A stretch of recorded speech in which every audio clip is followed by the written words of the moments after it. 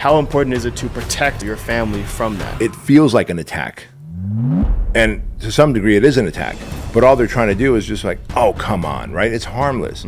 But it's little, you've heard of the term, the path to hell is paved with good intentions. It's tiny little harmless acts that end up derailing someone's life, And so what this guy is doing with that little girl is...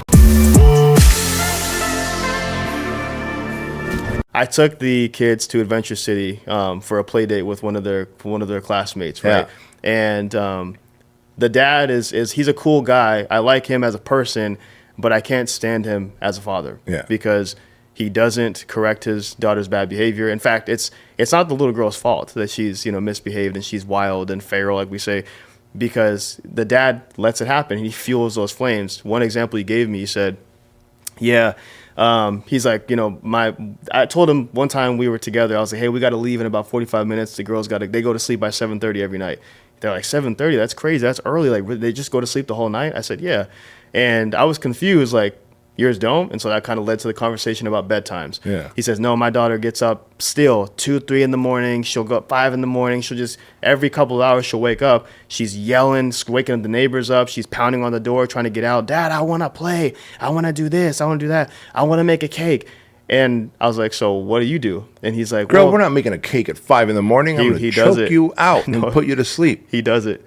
He says, man, like, I know I shouldn't do a lot of the things that I do, but it's my baby girl, man. Like, your life's too short. And, if it's 2 in the morning, you want to make a cake, we get the little chef hat out and, we get the sprinkles and the baking powder. I said, there's no way. So anyways, my point is how important is it as a man, when you surround yourself with other people that don't have the same core values as you do, how important is it to protect your bubble, your family from that? Massively important. And I'm guessing the story went, basically, you still left Adventure City in time for the girls to get to bed by 7:30. 100%. Right? Because yeah. I know you and I knew that would be the answer.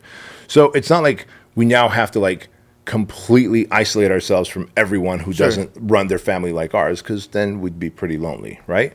We have, the kids have cousins, probably they have friends from school in this particular case, and they want to see them and interact with them. But here's what we do. We still stick to our core values while also being able to appreciate the friendship and the relationship. Like you said, he's a cool dude, but I certainly wouldn't run my family that way. Sure. And one thing I have done, and maybe this is something that you do as well, every time then we would drive home from something like that, I would always tell the kids, like, hey, just so you know, if you guys ever want to make cake in the morning, 2 in the morning, we're not making cake in the morning. However, we will make cake that weekend because structure and discipline matter, and your sleep is good for you, and it helps your brain grow and keeps your body rested. And so you guys are kids right now, and you might want to impulsively wake up and make cake and watch television, your favorite show. We could do all of that at a structured time on a weekend when we've set out to do it. And yeah, they're not smart enough to understand that yet, but through repetition, they start learning that, okay, I may want something now, but I have to delay it until it's time. Right. Think what that teaches them when they're adults. What this guy is doing with that little girl is he is creating a toxic princess for some guy to completely despise and dislike when he's older and he's dating her and whoever ends up marrying her, because she's going to want it, and she's going to want it now impulsively and give it to me, or otherwise there's going to be a hell to pay, and this guy's going to right, and this guy's going to just try and break his back to earn for her and make it happen, never satisfy her, because daddy always did what I wanted. Well, I ain't daddy, and your daddy screwed up. Right. And so I think it's massively important to still maintain your bubble and teach your kids why we're maintaining our bubble, while also being able to interact with friends, family, aunts, uncles, cousins. Of course.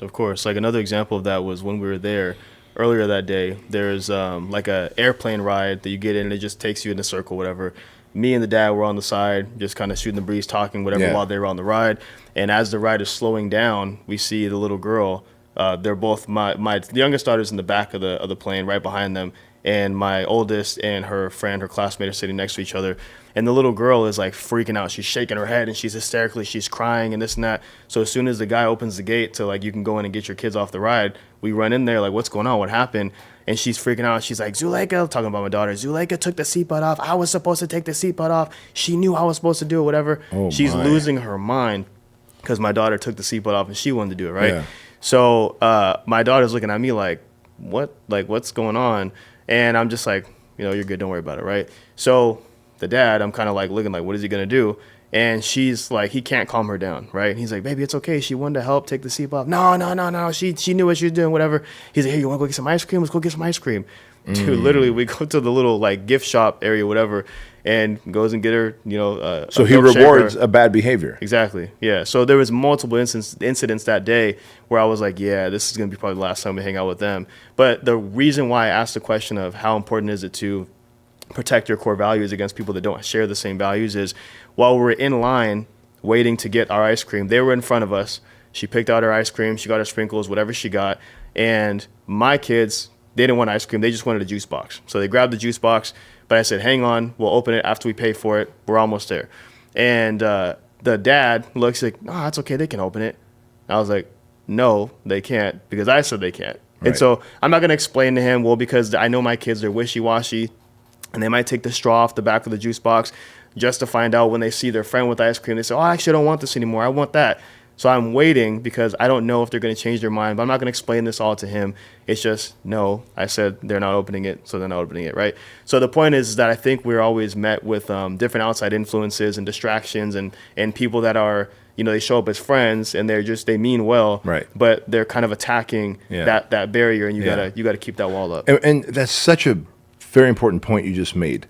It feels like an attack, and to some degree, it is an attack. But all they're trying to do is just like, oh, come on, right? It's harmless. Mm-hmm. But it's little, you've heard of the term, the path to hell is paved with good intentions, right?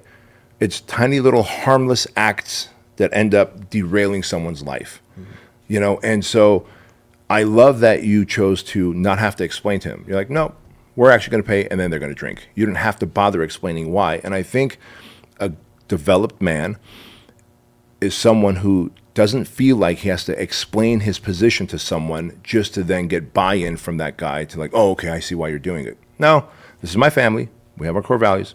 My kid's not drinking this until we pay. Got it.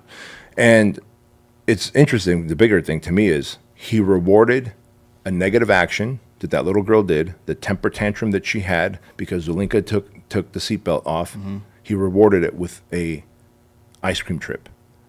He just encouraged her to do more of that. And again, she's going to do that more when she's older to some husband who's going to end up filing for divorce. Unfortunately so.